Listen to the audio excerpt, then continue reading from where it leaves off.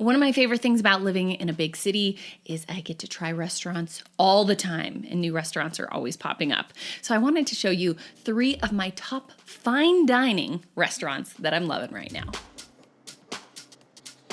I'm Juli Bauer Roth, the food, fitness, and lifestyle blogger behind PaleoMG. Welcome to my channel.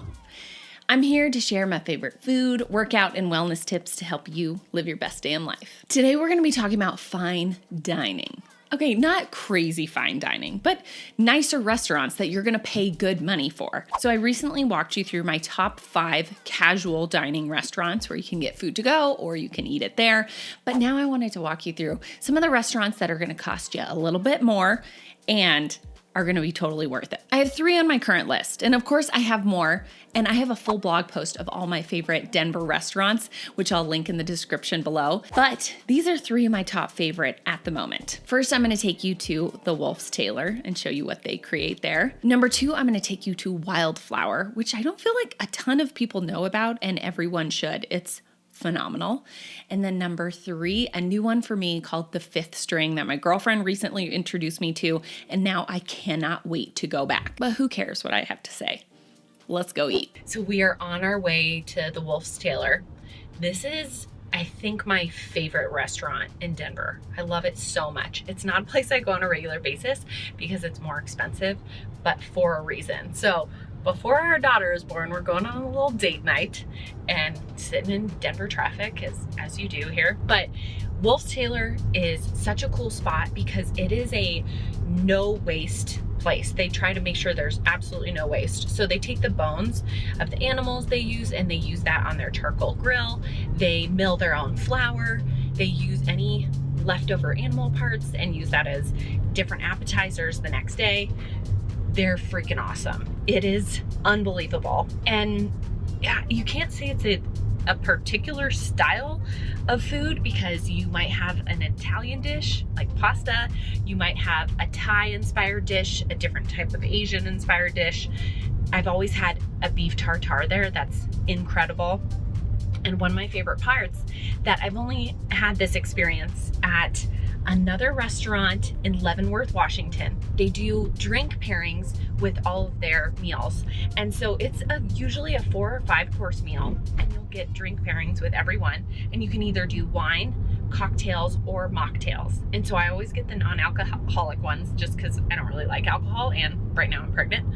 But the mocktails are unbelievable. Probably some of the best drinks I've ever had there. And their bread is fantastic. Their desserts are always so good. It's just phenomenal. So I'm going to show you what it looks like.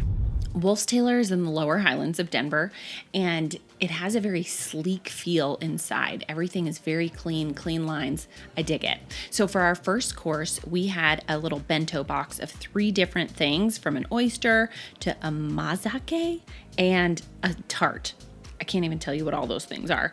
Then our next one was a crudo, so it was some raw fish in this little curry sauce, which was delicious. Favorite thing of the night was probably the 3rd course, which was lamb neck in a tamarind sweet soy. It was amazing.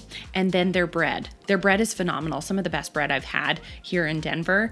It was their house-made bread that they make fresh every single day. It's insane. Then the next course was the duck leg confit, and it was a tom kha sauce, and it was delicious. Crispy on the outside, soft on the inside, exactly what you want. Then we got a 2-parter with dessert, so I'm never unhappy about that. We had this little ice cream with lingonberry and hazelnut. It was kind of caramely. It was delicious. And then a burnt honey panna cotta. It had black pepper, rhubarb, and spelt in it. Not honestly my favorite dessert of all time. I like panna cotta, but I could have taken it or leaving it. But all around, delicious meal. Dinner is done. That one is good. I've liked previous menus a little bit more. This is like their summer menu they have going on right now. But oh my God, the lamb neck, phenomenal. And their bread, okay, their house-made bread, because they mill their own flour, probably my most favorite bread I've ever had. It was so good. But Brian had the cocktails, I had the mocktails, so I'm driving home, and then I'll show you what I have next. So it is time to head out to another fine dining establishment. And let's be clear, this place isn't as fine dining as the last one.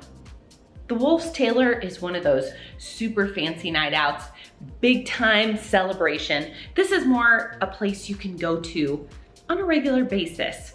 It's still pricey in my opinion. It's not a quick casual restaurant, but it is a little bit easier on the pocketbook.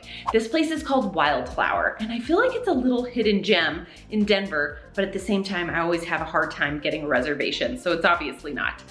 But it's a hidden gem because it's kind of hard to find. It's in the bottom of a hotel, a very small hotel that you wouldn't even know was a hotel. And it doesn't have a big sign outside. So you wouldn't just pass by it and be like, oh, I should pop in there sometime. I honestly don't even know how I found out about this restaurant. But what I love is they have a mix of kind of Italian, Mexican cuisine, amazing dishes that are really cared for, and they use local ingredients. They source as much Colorado local as possible, and they source a ton of wine and make amazing cocktails. I could care less about wine. I could care less about cocktails, honestly. I mean, I am pregnant, so that makes sense. One of the best things they do, though, is they have non-alcoholic elixirs that are so good.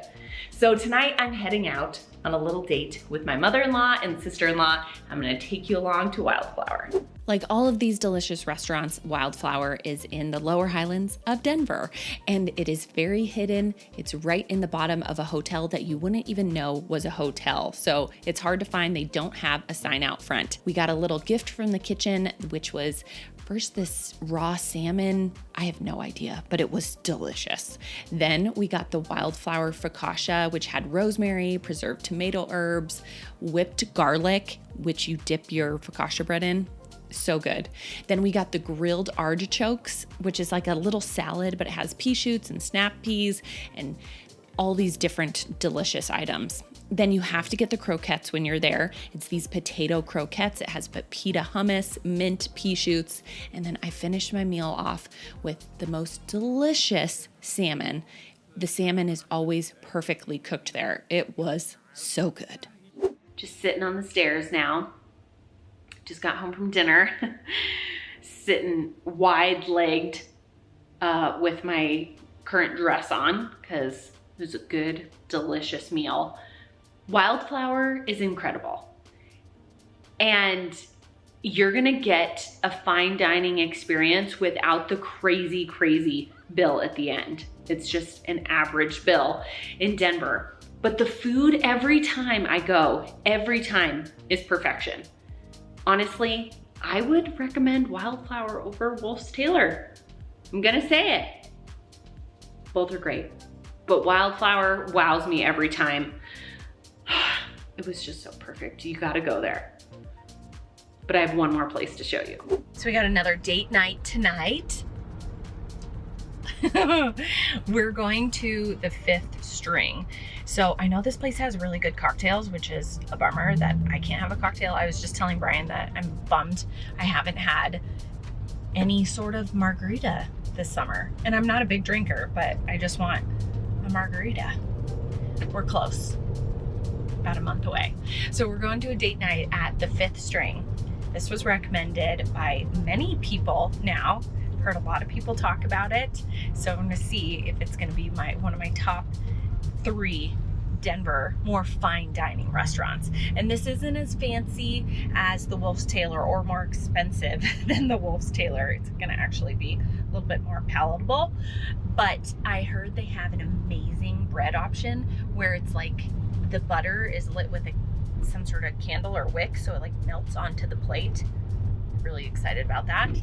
And then a beef carpaccio. I know some women wouldn't eat that while pregnant, but I will.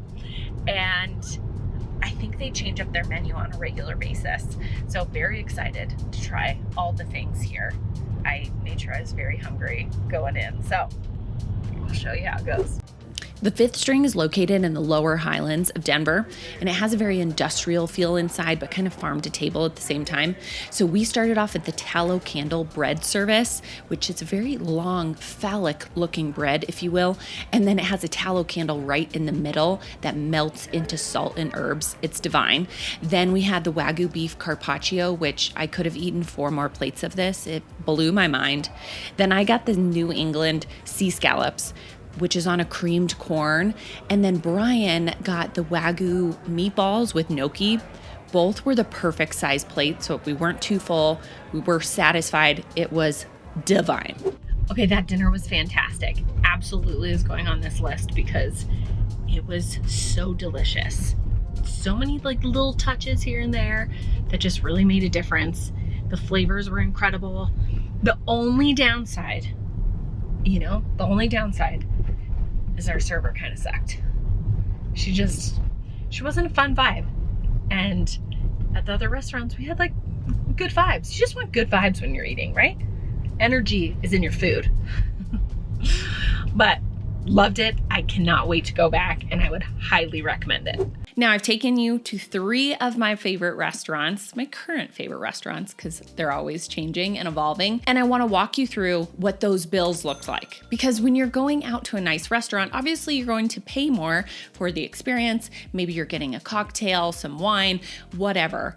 But is it always worth it? Let's do a breakdown. First, let's talk about the Wolf's Tailor. So for the Wolf's Tailor, I booked my reservation online and I paid up front. And something I didn't pay close enough attention to when I was checking out and booking my reservation online is that the Wolf's Tailor, like many restaurants now, added gratuity as well as a service charge. So the service fee was 20% and the gratuity on top of that was 10%. So for total, which I paid ahead of time, for 2 people, it was $266.74. So that was just for the meal itself. Then once you get to the restaurant, you can decide if you want to add on a cocktail pairing, a mocktail pairing, or a wine pairing. So my husband did a cocktail pairing and I did the mocktail pairing. And that came out to a total of $168.48. Now, the total of the meal and the mocktail and cocktail pairings was $435.22. This feels like a very fancy fine dining experience because when you break that down for just one person, that's going to cost about $217, depending if you get the wine pairing, cocktail, mocktail, etc.